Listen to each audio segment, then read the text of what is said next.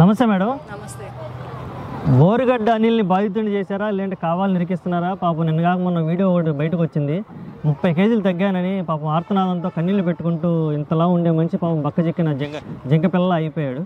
కావాలని టార్గెట్ చేసి కూటమి ప్రభుత్వం అతన్ని ఇష్టం వచ్చినట్టు వేధిస్తుంది, పోలీస్ స్టేషన్లో కొడుతుంది, బెయిల్ కూడా ఇవ్వకుండా, హైకోర్టులో కూడా మ్యానిపులేట్ చేస్తుందని వాదన ఉంది. దీన్ని మీరు ఏకీపిస్తారా? కోర్టులో ఎవరైనా చుట్టాలా? హైకోర్టులు సుప్రీంకోర్టులు ఎవరైనా చుట్టాలా? కూటమి ప్రభుత్వం చుట్టమా? కాదుగా. ఒకప్పుడు చంద్రబాబు నాయుడు గారినే లోపలేసింది చట్టం, ఎవరు చుట్టం కాదుగా. దానికి సరైన తీర్పు వచ్చింది, ఆయన బయటకు వచ్చారు. అలాగే ఈయన చేసిన వ్యాఖ్యలు ఎక్కడికి పోయినాయి? ఎటువంటి మాటలు మాట్లాడారు?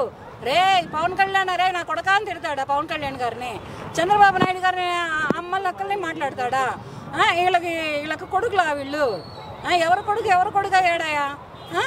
అమ్మ లక్కల్ని మాట్లాడతాడా? ఇవన్నీ ఎక్కడికి పోతాయి? వీళ్ళ అమ్మకి అసలు హెల్త్ బాగానే ఉంది కదా. ఫేక్ సర్టిఫికేట్ తీసుకొచ్చి హైకోర్టులో ఎలా సబ్మిట్ చేశాడు?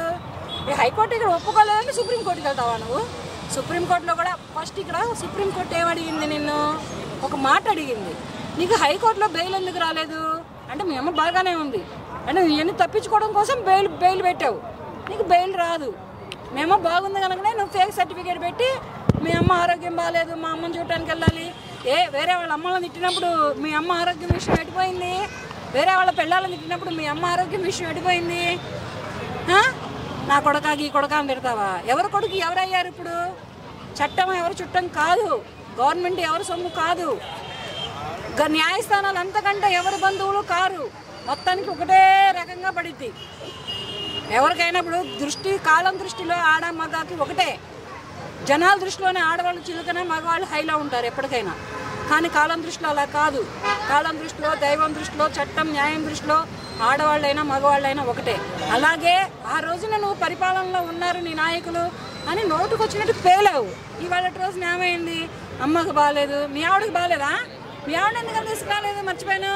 ఏమయ్యా బోరుగడ్డ అనిల్, నిన్నే అడిగేది. మీ ఆవిడ బాగుందా? ఓహో వయసులో ఉన్నట్టుంది, అందుకనే బాగుండుంటుందామె. ఏమో బాగాలేదు కాబోలు, అందుకనే ఏమో బాగాలేదని ఫేక్ సర్టిఫికేట్ పెట్టావా? ధర్మస్థానాలు న్యాయస్థానాలు అంత పిచ్చి కావు.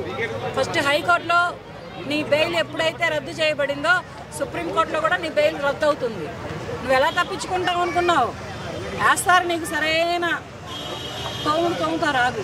ఏం మాట్లాడావయ్యా, ఏం చించుకున్నావయ్యా, అది బీగుతా ఇది లాగుతా, ఏం బీగావయ్యా నువ్వు? 30 కేజీలు తగ్గిపోయావా? ఏమేమి తగ్గిపోయావు? ఏం పెట్టక తగ్గిపోయావు? అంటే నేను అక్కడ వెయిట్ లాస్ చేశారనమాట. నేను అంటే ఇంత లావున ఉన్నాడు, ఇంత ఇదిగా ఉన్నాడు, రోగాలు వచ్చి చచ్చిపోతాడేమోనని మీ ఆరోగ్యం గురించి నిన్ను వెయిట్ లాస్ చేశారు. అంతేగాని నువ్వు 30 కేజీలు తగ్గాను, 60 కేజీలు 30 కేజీలు అన్నప్పుడు నువ్వు ఏడమ్మా అప్పుడు ఎందుకని మాట్లాడలేకపోయావు? నేను 30 కేజీలు పెరిగాను, 60 కేజీలు పెరిగానని. అప్పటి నుంచి ఏమైంది నీకు తెలివితేటలు? అప్పుడు లేవా ఈ తెలివితేటలు? నీ ఇష్టం వచ్చినట్టు నువ్వు మాట్లాడతావా? అప్పుడు ఇవాళ రోజు కూడా మీ ప్రభుత్వం నన్ను అక్కడ తవ్వుతుంది ఇక్కడ తవ్వుతుంది అని మాట్లాడతావా? ఇది ఎంతవరకు కరెక్టు? ఒక్కసారి నువ్వు మాట్లాడింది నువ్వు రివీల్ చేసుకో, నువ్వు మాట్లాడిన వీడియోలు రివీల్ చేసుకో. ఇది మొత్తం చూసింది ప్రపంచం యావత్తు, తెలుగు రాష్ట్రాలు మొత్తం చూసాయి. నువ్వు మాట్లాడిన ప్రతి మాట ప్రజల గుండెల్లో ఉంది. అందుకనే నీకు చట్టం లోపలేసింది, న్యాయం శిక్ష వేస్తుంది. ఇది గుర్తుపెట్టుకొని ఈసారైనా కూటమి ప్రభుత్వం కక్ష సాధింపు అనేది మీరు కాదంటారా? ఏం కాదు, ఏమి కాదు, కక్ష సాధింపు కాదు. ఎవరు తీసుకున్న గోతులో వాళ్ళే పడతారు. ఇంతకు ముందు ఈ అరెస్టుల పర్వం మొదలు పెట్టింది ఎవరు? మాట్లాడితే లోపలేసి తోమింది ఎవరు? థర్డ్ డిగ్రీ పెట్టింది ఎవరు?